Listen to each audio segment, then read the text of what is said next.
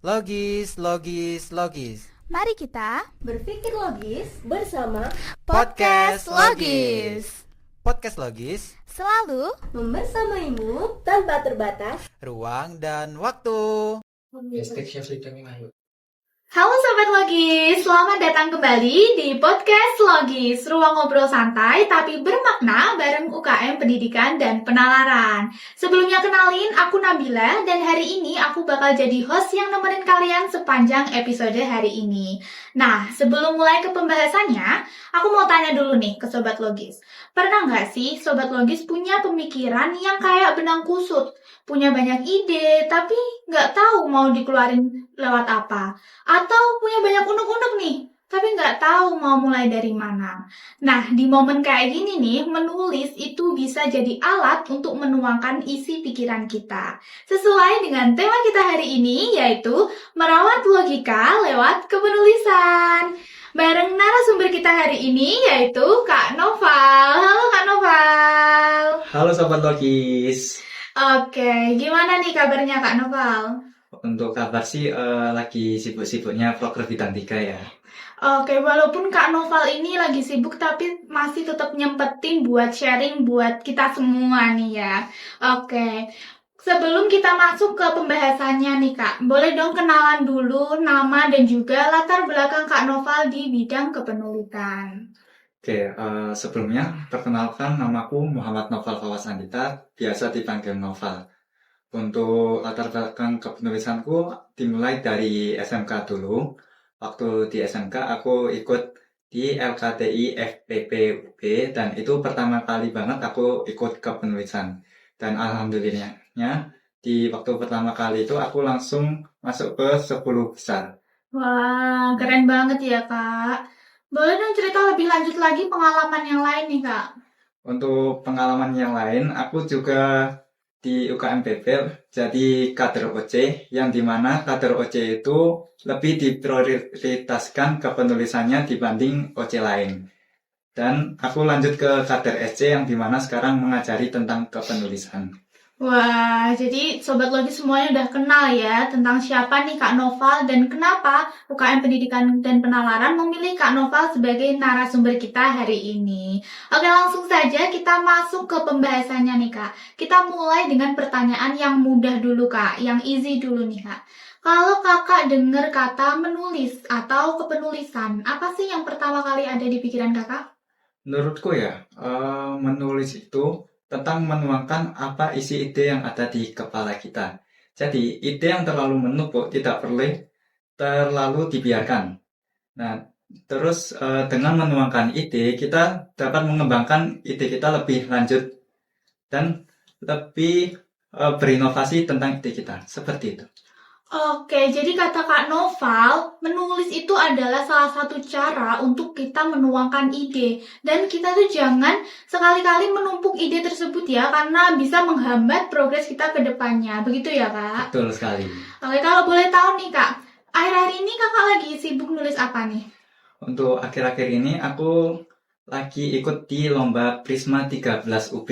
Nah, di Prisma 13 UB ini aku menulis tentang apel Malang yang dijadikan bioetanol. Oke, apel Malang yang diubah jadi bioetanol, Kak.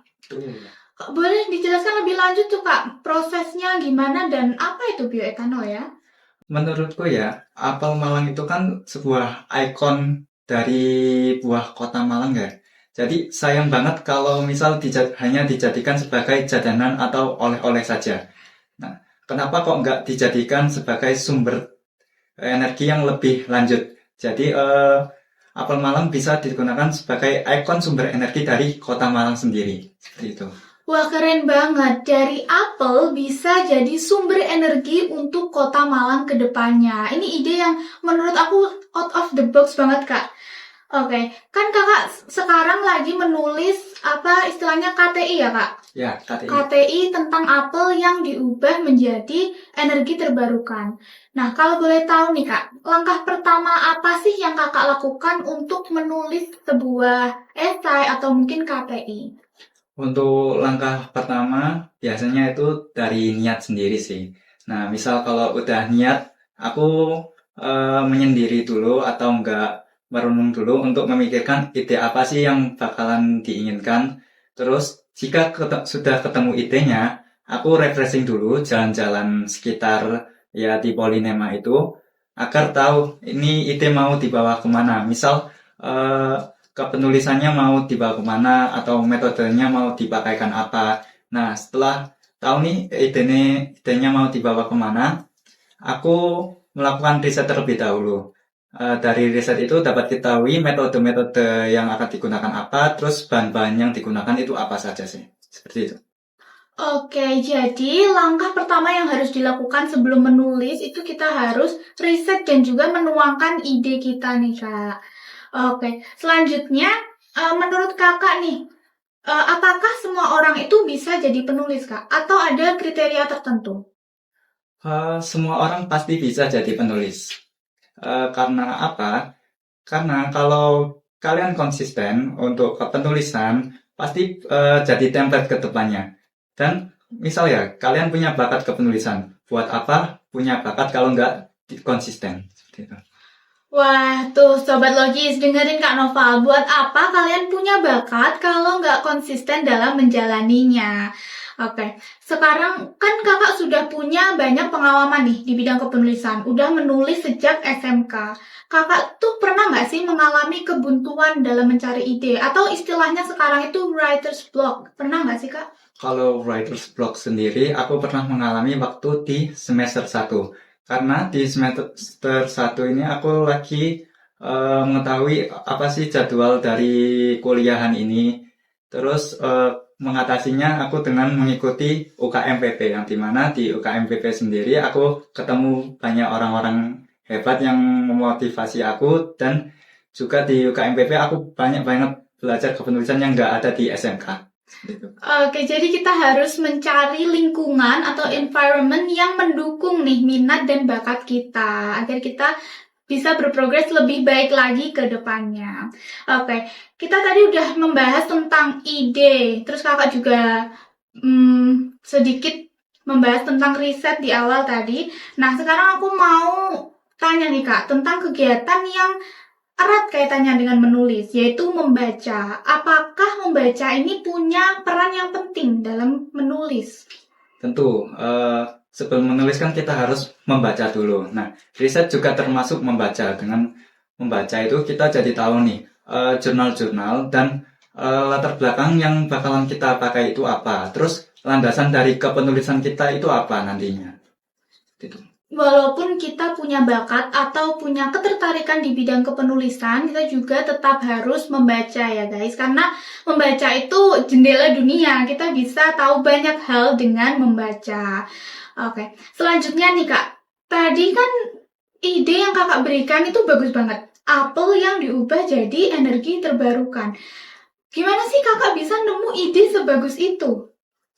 Ya, itu tadi dengan cara pertama aku merenung dulu ya, emang kurangnya dari lingkungan ini itu apa. Terus aku mikir, oh iya ada apel malang ya di sekitar sini ya. Kenapa apel malang nggak digunakan sebagai energi terbarukan aja? Kenapa kok harus buah-buahan lain gitu? Nah, terus dari ide itu aku kembang. Misal metodenya mau dipakai apa, terus dari kepenulisannya mau diapakan, seperti itu. Oke, jadi berangkat dari keresahan yang ada di sekitar kita, yang bisa dituangkan dalam bentuk ide-ide bagus tadi, Kak. Ya. Oke, last but not least nih, Kak. Boleh dong kasih tips satu tips praktis buat teman-teman yang mau mulai menulis secara sistematis. Untuk teman-teman yang mau menulis secara sistematis, sering-sering ikut lomba aja. Karena dengan sering-sering ikut lomba, kalian bakal tertemplate sendiri buat kepenulisannya, seperti dari format, dari administrasi juga. Jadi kalian nggak perlu mikir apa-apa waktu memulai kepenulisan, tinggal jalanin aja. Oke, terima kasih ya Kak. Terakhir nih Kak, boleh dong kasih pesan buat Sobat Logis yang mau mulai belajar menulis agar tulisannya itu bisa bagus dan semakin mengasah logika mereka.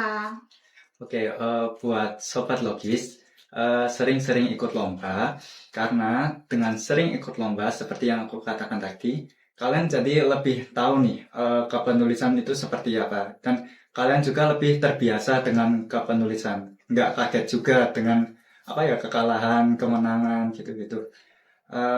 Kekalahan itu biasa aja. Pasti ada saatnya kalian bakal menang kok. Gitu. Oke, kita sudah sampai di akhir dari pembahasan kita hari ini. Terima kasih banyak ya Kak Naufal sudah menyempatkan waktu untuk datang ke sini dan memberikan insight-insight yang sangat luar biasa banget. Dari Kak Naufal kita belajar bahwa menulis itu bukan hanya kegiatan biasa, tapi dari menulis kita bisa mengolah dan memproses sebuah ide menjadi inovasi untuk kedepannya. Nah, ingat ya teman-teman bahwa logika itu dibangun dari proses berpikir yang jernih dan salah satu cara paling sederhananya adalah dengan menulis. Oke, terima kasih sudah mendengarkan podcast Logis sampai akhir. Sampai ketemu di episode berikutnya. Tetap semangat dan sampai jumpa. Kita jargon dulu nih ya Kak. Oke, PP Logis. PP Logis. PP Logis. PP Logis. Mbak Dawika. Sampai jumpa teman-teman. Sampai jumpa.